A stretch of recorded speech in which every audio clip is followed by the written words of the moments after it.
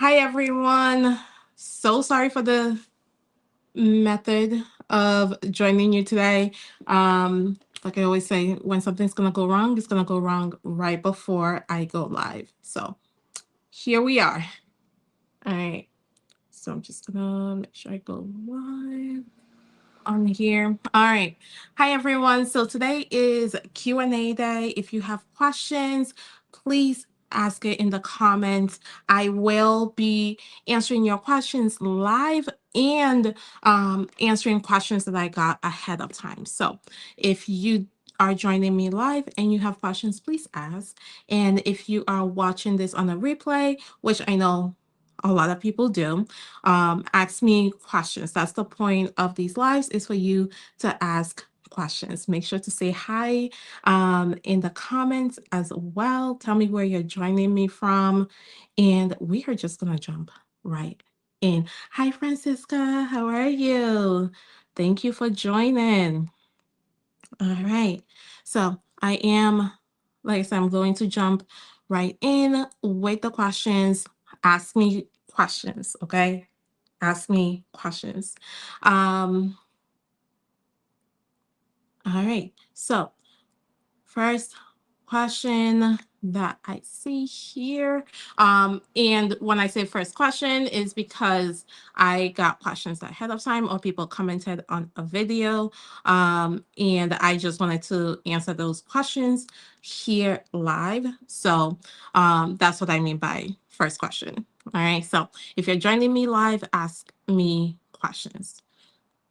First question is, does the alien registration requirement for individuals under 14 years old apply to individuals under 14 years old who have tourist visas, who will be in the US for more than 30 days? Please advise. So that requirement, they entered with a tourist visa, right?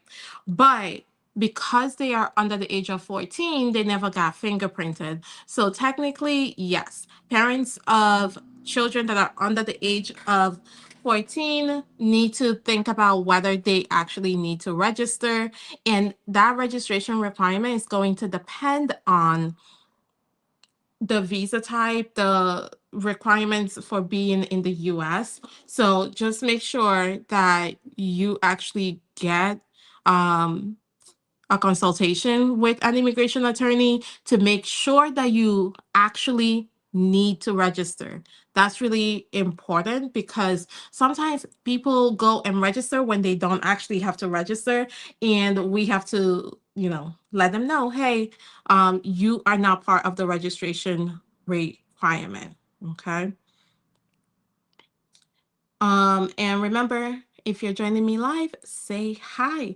Hi, Zach. Thank you for joining. If you have any questions, please let me know.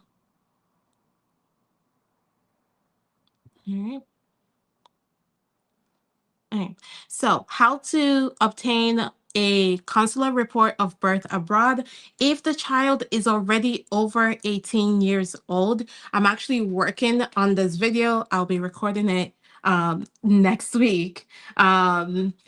Of my recording day. So just know, if you are a child that's already over the age of 18, but you meet all the requirements for the CRBA, you can still get your citizenship.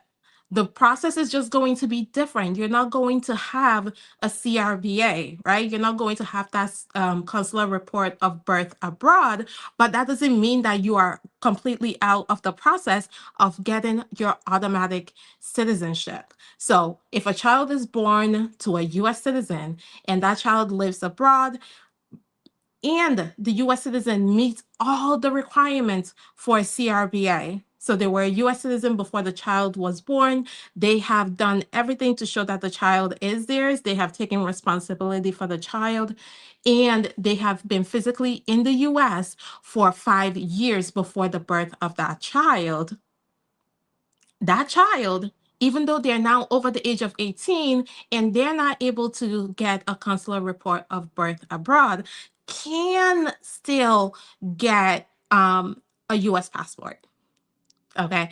So I'm doing a whole video on this particular topic, but I just wanted to cover it here in case someone is watching and they're wondering if their child can get citizenship. So yes, even if you're over the age of 18, you still have to prove everything required for a CRBA. Unfortunately, you still have to go through that process of proving that your parent was in the US, that they were a US citizen, that they you know, did everything that they were supposed to do. They just didn't file your CRBA, right? So you want to make sure that you have all of that. Then you can apply for a US passport at the embassy based on where you are residing. And then the officer will get to review all that document and decide if you were already a US citizen and then give you a passport. Now, before before people start saying, but I just get a passport. Yes, when you are outside of the US, you're over the age of 18, all you will get from the US embassy is a US passport. Now, when you enter the US on that US passport, I typically recommend that you get a certificate of citizenship. Here's the reason why. You can lose your US passport. Okay? Let's be honest. You can lose your passport, which means, and if you lose your passport, you have to start the whole process all over again. So you have to present all of those documentation again to show that you were a US citizen, that your parent met all the requirements. However, if you get a certificate of citizenship, you don't have to go through that process all over again. You can just present your certificate of citizenship. And now every single time you go to apply for a new passport, all you have to show is your old passport and maybe a certificate of citizenship. Another reason to think about getting that certificate of citizenship is that the State Department issues US passports. USCIS, Department of Homeland Security, issues certificate of citizenship. When the Social Security Administration is checking to see if someone is a US citizen or checking if they meet the requirements to be actually issued a Social Security card, they are looking at the Department of Homeland Security, not really the State Department. So sometimes you'll go there with just your US passport. If you don't have anything else, they wouldn't be able to find you in the system. So that's why it's important to take that extra step to get that certificate of citizenship, even if you have a US passport. And this goes for people that are deriving citizenship. So you came to the US with your green card and then automatically became a citizen because your parent is a US citizen. Even in that situation, I still recommend a certificate of citizenship because again, you can lose your US passport, and I have seen that happen. So don't be in that situation. All right. Can you use your other passport other than US passport to travel to another country where you are not a citizen? It depends. So if, let's say you have your US citizenship, but you're also a UK citizen, and there's certain countries that you can get into with just your UK citizenship, but your US citizenship wouldn't work for those countries, then in those situations, yeah, that's the point of having multiple passports, right? People may not want to admit it, but that's the point of having multiple passports, is that you will be able to then get the benefits of having multiple passports. All right. Great question. What are the consequences of dropping off an application after interview without decision? So do you mean withdrawing the application? The consequences, it depends. So right now, USCIS is, so let's say it's a green card application, you already had the interview and the officer is still deciding whether to approve it, send you a notice of intent to deny or whatever, and you decide to withdraw the application.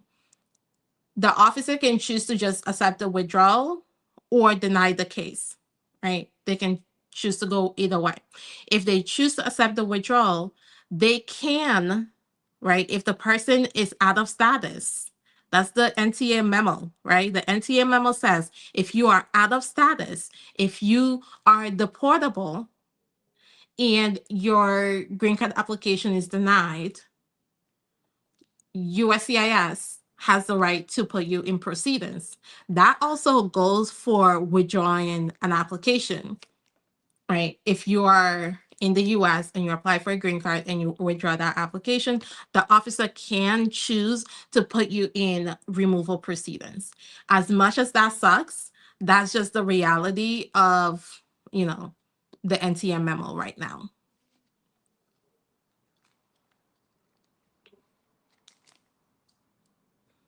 All right. So, and with that, also, even though you're withdrawing the application, the forms are still there. So if you apply again in the future, the officer can look at what you previously filed. Okay. My wife and I are recently separated and we are on the process of being divorced. 90-day period will be in a few days.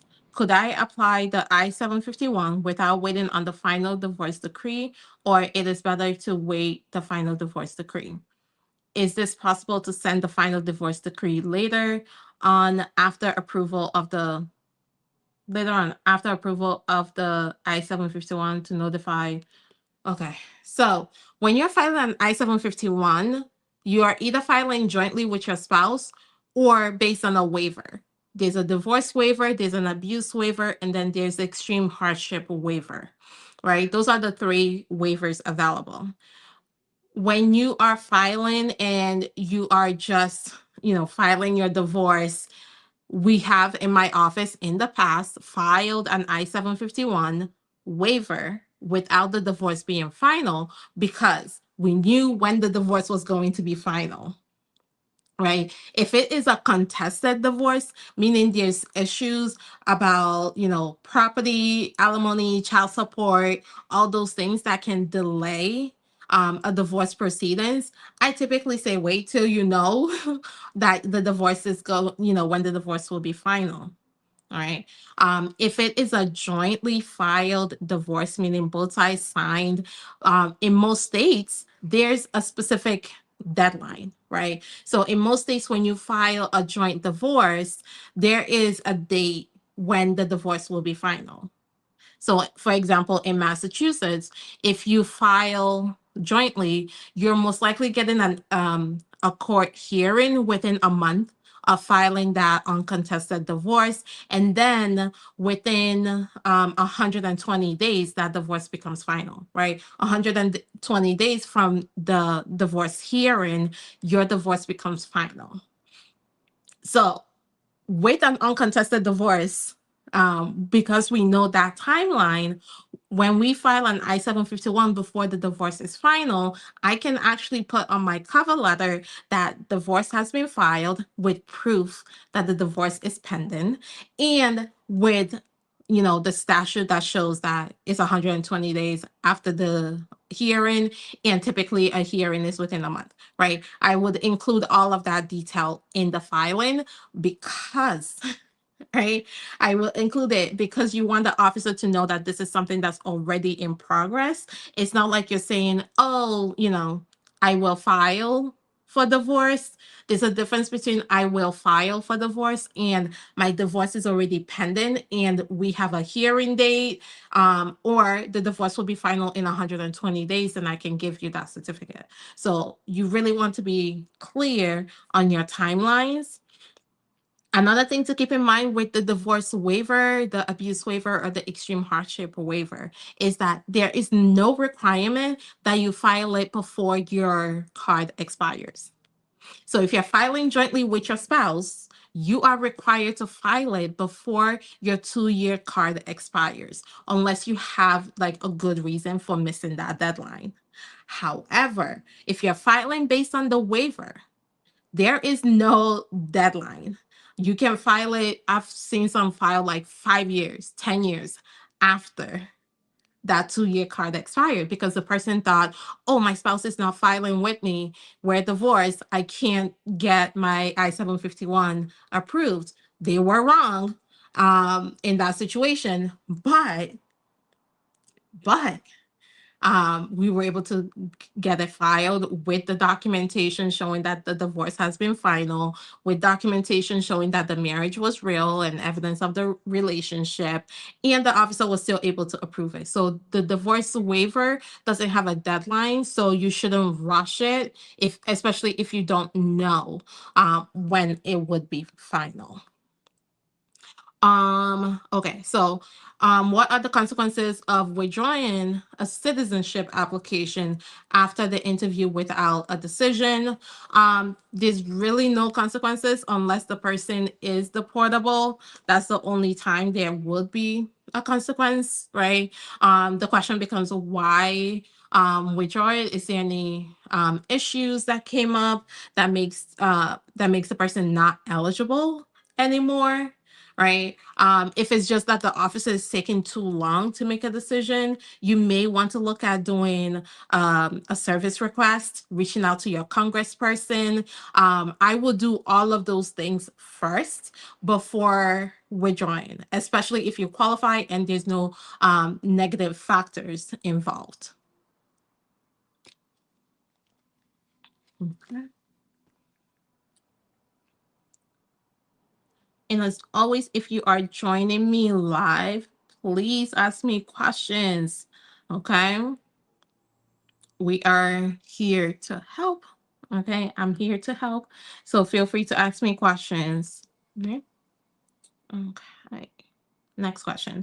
My husband and I want to bring 16-year-old child to America. His mother died, and his father, who is 70 years, is stationed in Syria and is unable to be with him. The child is presently in Africa living, although he was born in Australia. How do we go about getting him here?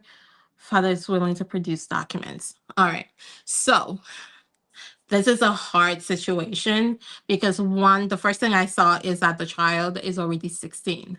So in some situations, adoption may be an option. In this situation where one parent is deceased and the other is not able to care for the child. But the child is already 16. Adoptions for immigration purposes, you have to adopt the child before they turn 16. And this is one of the hardest things for people to understand is like, yes, you can adopt a child and the child will be considered your child in the country where you adopted the child. However, you would not be able to file immigration petitions for that child. And the only reason you won't be able to file immigration petitions for the child is because the child is already 16.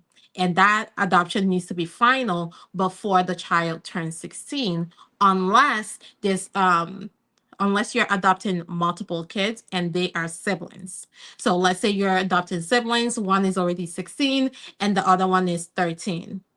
In that situation, USCIS will allow you to file for both children, even though one is already over the age of 16. Okay.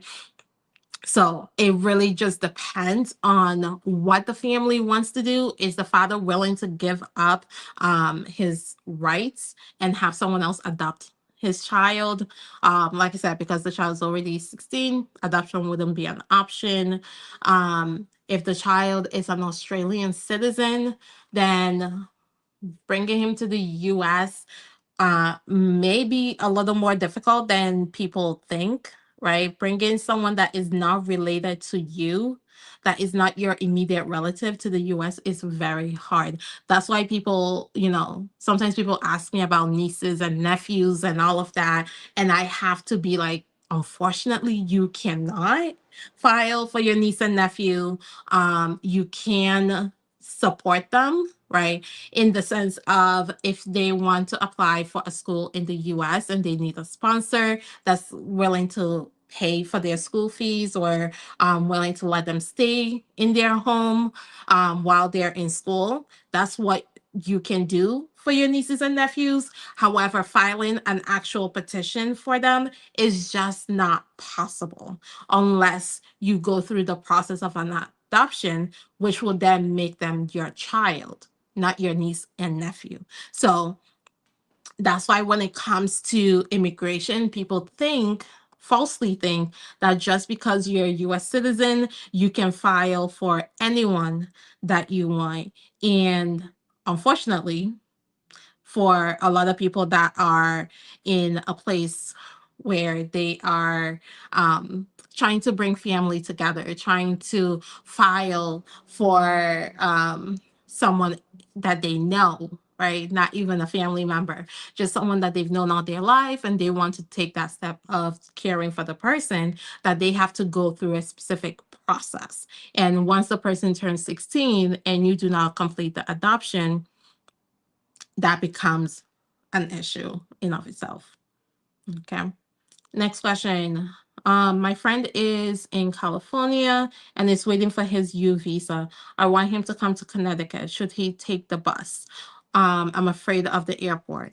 Honestly, there's no good answers.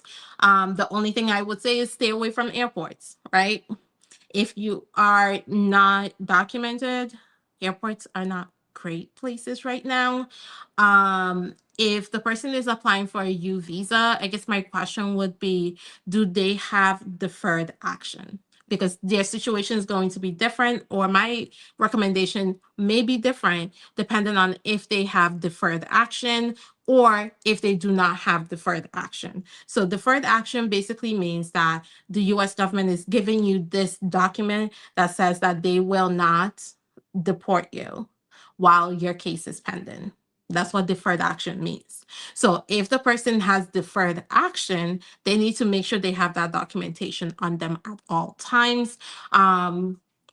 To avoid detention and all of that and removal from the US. However, if the person does not have deferred action, then the risk is going to be higher when you are when you are again on a public transit. Okay, so a bus is a public transit, airport public. So you want to be very careful with that. That's a long trip. So that's a very long trip. But a bus may be okay depending on where they're going through and where they're stopping. Just know that the US government does have deals with certain bus companies, like I will say that, where they are able to stop a bus, and I've seen them ask people for um, documentation on those buses. So just be careful. All right. So Zach, I see your comment. It's taking long and block to travel. Well, having an having a N400 pendant does not stop a permanent resident from traveling outside of the U.S. You just need to make sure that you don't mess up your physical presence, right? So if you're right on the edge of meeting the physical presence requirement, just make sure you don't stay outside of the US for too long to basically tip it over for the physical presence requirement. However, if let's say you are like a year a year over the physical presence requirement, being outside of the US for like a couple weeks is not really going to affect that. The officer can approve your citizenship application without you being physically in the US, and the officer can basically go through the process of scheduling you for an oath ceremony. If they do schedule you for an oath ceremony, you need to make sure that you're back in time for that, but having an N400 naturalization application pending does not mean that you are not allowed to travel outside of the US. It's just the amount of time that you spend outside of the US needs to be limited as much as possible. Okay. Um, Next question. I'm a US citizen. My son just came with a green card and he is 16. How can I get his citizenship? This is classic derived citizenship. So when your child comes to the US, you're a US citizen, your child is under the age of 18, and they're coming in with a green card the second they land in the US based on the derivative chart, right? If they are in your legal and physical presence. If your child is in your legal and physical presence, presence. Wow. Your legal and physical custody. I had to catch myself there. If your child is in your legal and physical custody and they have a green card, you're a US citizen, your child is a US citizen based on derived citizenship. Okay. They didn't acquire citizenship at birth because, as you know, you were not a citizen when they were born. But because they're now in the US, they have their green card, you have your citizenship, they now get to derive citizenship from you. And because they're under the age of 18, they just have to apply for their certificate of citizenship. Okay. They can also apply for a US passport, but as y'all know, whenever I talk about citizenship and derived citizenship, acquired citizenship, make sure that you are getting a certificate to go along with it, not just the passport, because that's going to make a huge difference for you. Okay. My husband is a US citizen. He filed the petition I-130. It's 13 months now. How long the processing time of approval from USCIS? Whew. Okay. Let's talk about it. The processing times are longer than usual. An I-130 processing time right now, if it is at a service center, I have to differentiate because depending on where your file is what's going to determine what the processing time is. So if your file is at the service center, guess what? The processing time is 17 months. So this person, theirs is already pending for 13 months. The normal processing time is 17 months. But that, just know when they say processing time is the average. So they're basically saying that 80% of their cases are processed within 17 months. That does not mean that every single case, right? 80% are processed in that time frame. So if yours is under or over, just know it's just not part of the 80%. All right. If your I-130 is at the National Benefits Center, I am so sorry, but the normal processing time right now for an I-130 at the National Benefits Center is like 55 months. And the same goes for I-130s at field offices. All right. So does it mean that it's going to take 55 months? No, it doesn't mean that. It means that 80% of cases can take that long. But in reality, for marriage-based I-130s, we are seeing like a year to a year and a half, which fits right in with the 17 months. Okay. So don't freak out if you are waiting for a decision on your I-130 and it's just taking too long. You're like, it's been a year, there's no decision. What do I do? There's not much you can do. Okay. The only things you can do to speed up an I-130 is if it's within normal processing time. So this person is at 13 months and the normal processing time is 17 months. So they're still within that normal processing time. So they're not able to do a service request because to do a service request, you have to be outside of normal processing time. Okay.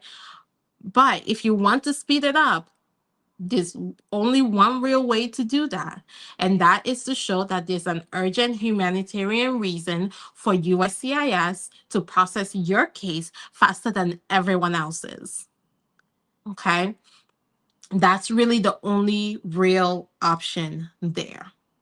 And typically it may be, people ask me all the time, what's urgent humanitarian reasons? There's financial hardship, and then there's everything else like health, safety. So health would be if the US citizen has a medical condition and the fact that the case is taking so long is affecting their health. So if, let's say, you have a medical condition, right? And then the anxiety of the whole process or the stress of the process is making your medical condition worse. Guess what? We would need a letter from your doctor saying that. We would need to know your diagnosis, your prognosis, all of that information. And then we can request an expedite with USCIS. If it's financials, we need all the financial documents, right? We need to document what the financial hardship is, okay? And then when it comes to safety, you have to look at safety of the person that you're filing for. So let's say, for example, you are filing for someone that is in the middle of, a war-torn country. You may want to do an expedite request to try and get them out of there as soon as possible with evidence that there's a war going on, the person is within the vicinity of it and can get caught up in that. So you want to make sure that you are presenting as much evidence for your expedite request as possible. Okay. Do they still do concurrent filing? Absolutely. Absolutely. So you can file your I-130, your I-485. So the I-130 is the relative petition. The I-485 is the green card application. You can file both of those at the same time. And then you can also file the I-765, which is the work authorization, and the I-131, which is the travel permit. Now, since April of last year, each of those forms have their own filing fee. Before April 2024, the work authorization and the travel permit were included as part of the fees for the I-485. That is no longer the case. You have to pay for each form separately, but you can still file all of those forms together at the same time. So that's the good thing about that. And why would you want to file concurrently? Because if your spouse, let's say you are a US citizen and you're filing for your spouse, and your spouse is currently out of status, right? They are not able to work because they don't have a current status. They are not able to show any documentation that they have anything pending in the US. An I-130 just says this is your relative. You meet the requirements to file for this person. The green card application is what actually gives you the ability to get the work permit, to get the Social Security card, right? To get the actual green card, the permanent residency. So that's why a lot of people, and me, right? When I'm working with people, we are making sure the person qualifies for adjustment of status. And if they do, we are including that adjustment of status application right in there because we want to make the process go as fast as possible. When you file only an I-130, you are looking at the I-130 processing time. However, if you file an I-130 with the I-485, the green card application, now the processing time looks different because now you can just look at the processing time for the work, for the green card application, the I-485. And that depends, right? The processing time is now dependent on your field office, not just the National Benefit Center, not the service center. No. Now you get to look at your specific field office and see if that field office is taking a year to get to an I-485, or if they're taking 2 years to get to an I-485 so that you can plan better. Okay. But just know, in the midst of waiting for that I-485 to be approved, you can get your work authorization approved. You can get your social security card. You can start working and building your life with your spouse in the US. And then once that green card application is approved, now you have the ability to travel in and out of the US as well.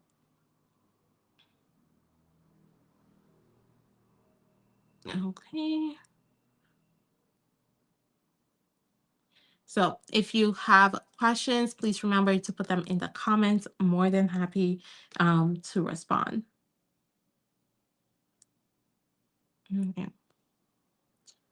Next question. My husband files for my son who is overseas. I am in New York doing adjustment of status, but my I-485 is still pending. Will my son get his visa to travel, or has to be a green card holder, or do I have to be a green card holder first before that?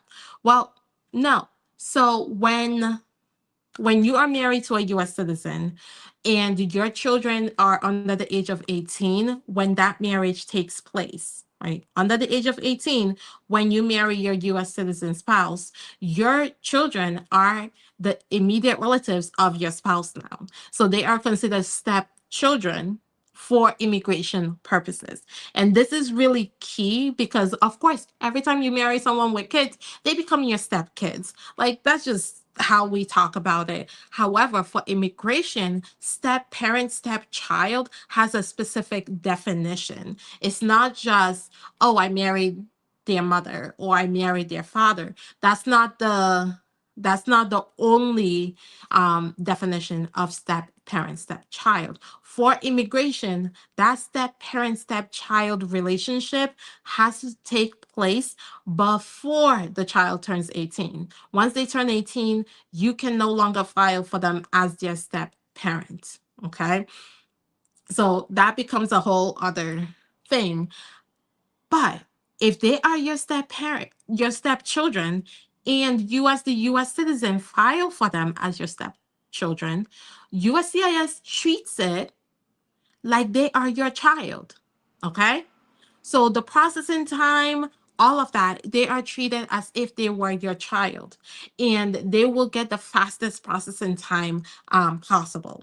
USCIS can approve the petition, the visa petition for the stepchildren. The embassy can issue the visa for the stepchildren without the biological parent having a permanent residency.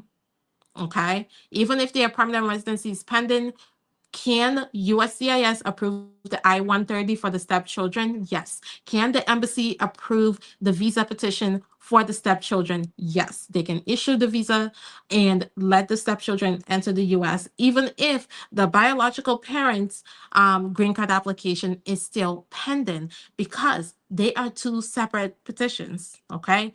The only time, there's caveats on top of caveats, right? The only time your green card application being on hold becomes an issue is if there's a question of whether you can actually get status, right? If there's a question of whether you qualify for that green card, because then if the marriage is not real, right? If USCIS determines that your marriage is not real, or has reason to believe that your marriage is not real, that means that the stepchild step parent relationship is also not real. Okay? So getting married is not enough to prove that your marriage is real. All right? So that's where the issues come. So if your spouse never files for you and just files for your children, that's okay. USCIS will still approve it. But if they believe that your marriage is not real, then that's where the pause on the application for the kids comes in, because they need to pause the application for the kids to figure out if your marriage is real. And once they determine that your marriage is real, they can unpause the application for the kids, because they want to make sure that whatever they're approving is actually can actually be approved or should actually be approved. So USCIS and the embassy takes those things seriously, and they do work together sometimes to make sure that things are what people say they are. Okay, next question. My wife has been waiting for a year now for the I-601A waiver. Why is it taking so long? Well, because the normal processing time for an I-601A waiver is 3 to 4 years. Okay. I understand, sometimes I have to break that news to people, but the 601A waiver does take time. The 601 waiver is faster depending on the type of waiver you're looking for. But the 601A waiver, the normal processing time is between 3 years and 4 years. I've seen some of them done really fast, but for the majority of them is between 3 and 4 years. So if your spouse has only been waiting for a year, they are right within the normal processing time. And that's why I always like when I'm doing applications for clients, we're always looking at the processing time. We're letting them know what the processing time is at that time, right? Because they do change, but we always let them know that because you can have realistic expectations, right? Because if I tell you that, oh, it should take like 6 months and then it's taken over 5 years, right? The expectations are not matching, right? So that's why I always look at the processing time. We always talk about that because I want to make sure that the processing time that I'm telling my clients is reasonable based on what USCIS is doing in reality versus what they put on their website. Okay. Next question. Would my husband having a car loan with my mom be good evidence as well? It could be. So if it's his car and your mom is co-signing the loan, that is good evidence of the relationship. Or, but if it's like your mom's car and he's co-signing the loan, sometimes the officers may not, you know, put as much value on that because sometimes they see certain things as the non-citizen trying to just have documentation or doing things to shore up their application. But if it's the other way around, that it's his car and your mom is, co-signing the loan for his car, that's a better evidence. Okay.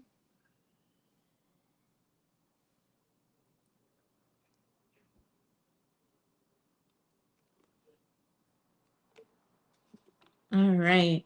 So that is all the questions that I had here. If you all have any questions, please feel free to ask me.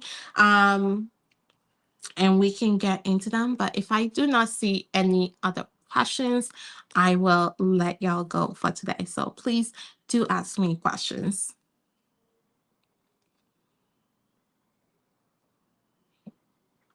Okay. With the new registration rule, does it affect adjusting status? We haven't seen it affect adjusting status yet. It may, right? We don't know how they're going to apply that in the future. We just haven't seen it yet. However, if someone is applying for adjustment of status, let's say you already filed your green card application, your I-485, and you have had your biometrics, you no longer have a filing requirement, a registration requirement. Okay. So there are certain things that if you have done that you no longer have a requirement to register because you are already considered registered. So that's the key here is if you already filed the adjustment of status and you have done your biometrics for that adjustment of status, you are registered. So you don't have to worry about the registration rule applying to you because you are already registered. If you entered with a visa and the last time you entered the US was on that visa that you had approved, you are already registered. So there's certain things. So if you have an I-94, you are already registered. So it's just important to know that, because a lot of people think that they still have to register without considering the fact that they may already be registered. So we want to start with, are you already registered, before we get to would it affect you if you don't register. So always check first, are you already registered? If you are, then you don't have to worry about it, which is even better for you. Right. My recommendation to everyone is to check if they are already registered before they start considering registering, because the questions on those registration on that registration form can come back and haunt you. We don't know the full extent of how Department of Homeland Security is actually going to use the registrations, so just be aware. So make an informed decision when it comes to registering. All right. Just trying to see if I see any other questions. All right.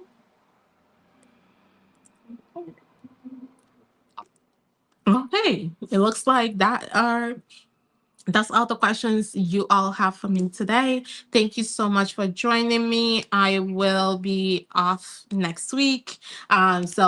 Like I usually say, I take one Friday off every single month, and next Friday is my day off because next week is my birthday as well. So it's just taking some time off for my birthday and to kind of regroup as always. But yeah, thank y'all so much for joining me. I will see you all Tuesday because I have a video coming out on Tuesday. Okay, so next time you'll see anything from me will be on Tuesday, but I will see you live again probably next month. Yeah.